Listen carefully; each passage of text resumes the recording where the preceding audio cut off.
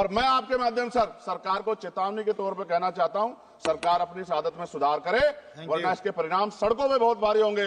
अगर मुसलमानों को, दलितों को आप लोग निकालने के बारे में सोचोगे और उनकी धार्मिक आस्था का अपमान करोगे तो ये हम लोग किसी कीमत पे बर्दाश्त नहीं करेंगे। मैं आपका धन्यवाद करूंगा सर। मैं बस ये कहना चाहता हूं कि सरकार सभी का ध्यान रखे और उनमें भी गरीबों का ज्यादा ध्यान रखे, क्योंकि सर अभी जेब कटाई हुई 2800 रुपए का टिकट है सर इलाहाबाद का, 56,000 रुपए का था सर। मैंने मंत्री जी से कहा, तब जाके उन्होंने संज्ञान लिया, तब आधे रेट हुए।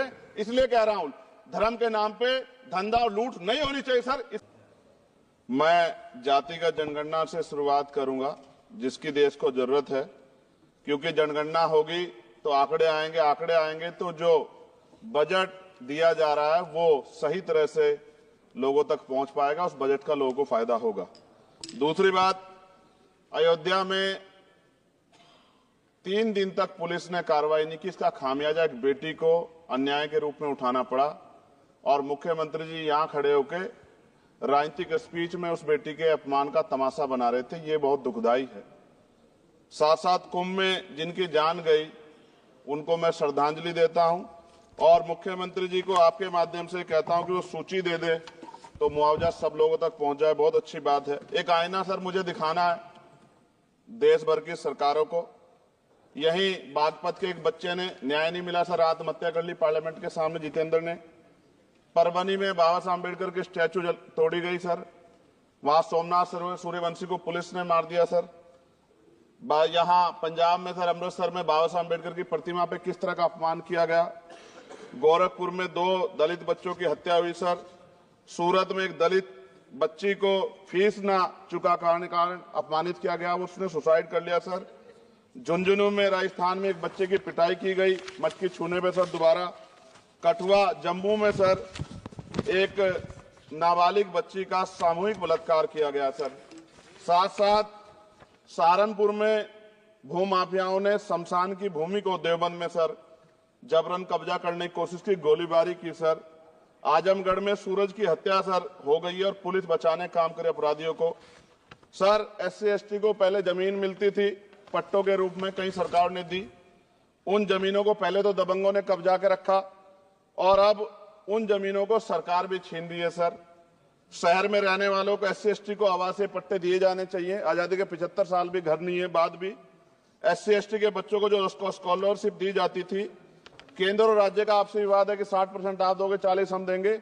इस चक्कर में कई बार स्कॉलरशिप सब नहीं समय पहुंचती, मानसिक प्रताड़ना होती है, स्कूल परेशान करते हैं, कॉलेज।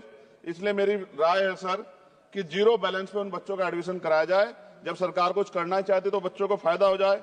और देश भर में सर बहुत सारे छात्रावास बने हैं, लेकिन उन छात्रावास की स्थिति ऐसी है जर्जर, जैसे हमारे स्कूलों की है।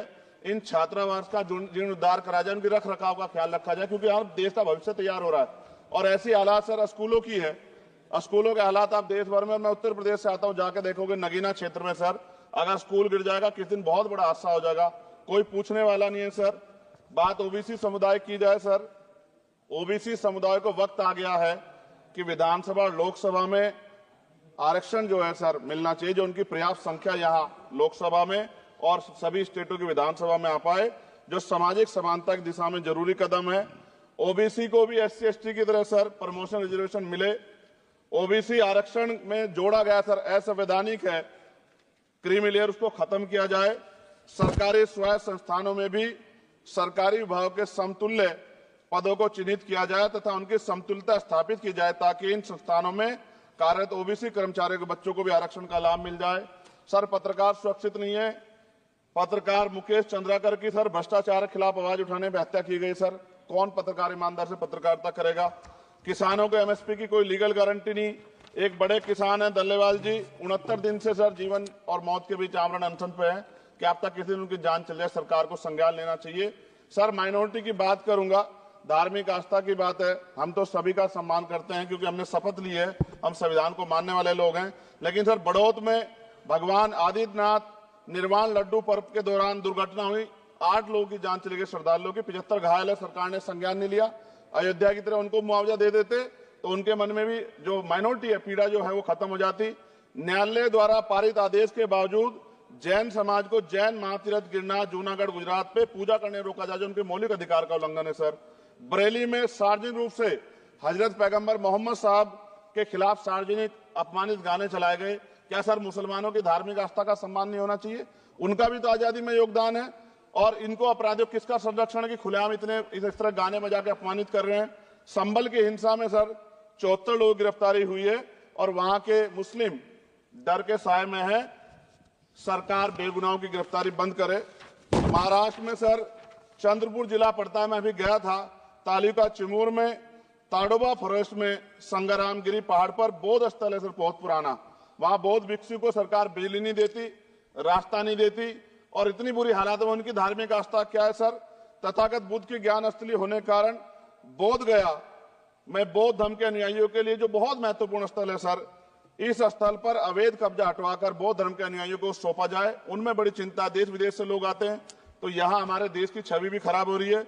और अभी 12 फरवरी को सदगुरु रविदास जी महाराज की जयंती है और 14 अप्रैल को बाबा साहब अम्बेडकर की, 11 अप्रैल को राष्ट्रपिता ज्योतिबा फुले। इनको मानने वाले लोग नए कार्यक्रम करना चाहते हैं।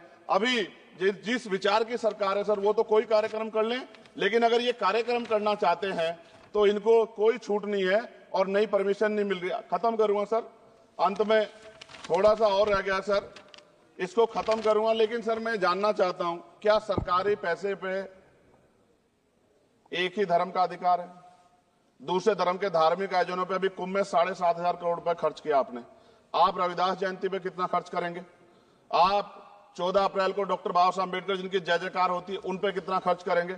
और उनके विचारों को आगे बढ़ाने के लिए आप क्या सहयोग करेंगे? ये सवाल बहुत बड़ा है। और अंत में सर मुझे आपसे, आपके माध्यम से सरकार को कहना है सर, क्या इस देश से दलितों, मुसलमानों, पिछड़ों, आदिवासियों को निकाल देना चाहती है सरकार? जिस तरह से उनके अधिकारों को, स्कॉलरशिप को, उनकी पढ़ाई को, हेल्थ सिस्टम में कोई पैसा नहीं खर्च हो रहा है, क्या उनको निकाल के इस देश को ऐसा देश बनाना चाहते हैं जहां कुछ ही धर्म के लोग रहेंगे? सर मैं ये कहना चाहता हूं, देश सबका है और अगर सरकार ये तय करके बैठ गई कि वो दलितों, मुसलमानों को, पिछड़ों को, आदिवासियों को निकाल देगी, तो सर ये संभव नहीं। इतनी बड़ी आबादी है, हम अम्बेडकरवादी लोग उनके पक्ष में खड़े हैं क्योंकि हमने शपथ ली है कि हम हर व्यक्ति का संरक्षण करेंगे। और मैं आपके माध्यम से सरकार को चेतावनी के तौर पर कहना चाहता हूं, सरकार अपनी इस आदत में सुधार करे, वरना इसके परिणाम सड़कों में बहुत भारी होंगे। अगर मुसलमानों को, दलितों को आप लोग निकालने के बारे में सोचोगे और उनकी धार्मिक आस्था का अपमान करोगे तो ये हम लोग किसी कीमत पर बर्दाश्त नहीं करेंगे। मैं आपका धन्यवाद करूंगा सर, लेकिन साथ साथ मैं ये भी कहूंगा सर, और सर खत्म कर रहा हूं सर, 10 सेकंड में खत्म कर रहा हूं सर, आप आदेश करेंगे तो खत्म कर दूंगा। खत्म कर दीजिए, एक सेंटेंस बोलिए। 10 सेकंड में खत्म कर दूं सर, एक सेंटेंस में 10 सेकंड ही आएगा, बोलिए सर। मैं बस ये कहना चाहता हूं कि सरकार सभी का ध्यान रखे और उनमें भी गरीबों का ज्यादा ध्यान रखे, क्योंकि सर अभी जेब कटाई हुई 2800 रुपए का टिकट है सर इलाहाबाद का, 56,000 रुपए का था सर। मैंने मंत्री जी से कहा, तब जाके उन्होंने संज्ञान लिया, तब आधे रेट हुए। इसलिए कह रहा हूं, धर्म के नाम पे धंधा और लूट नहीं होनी चाहिए सर, इसकी जिम्मेदारी सरकार की। धन्यवाद सर।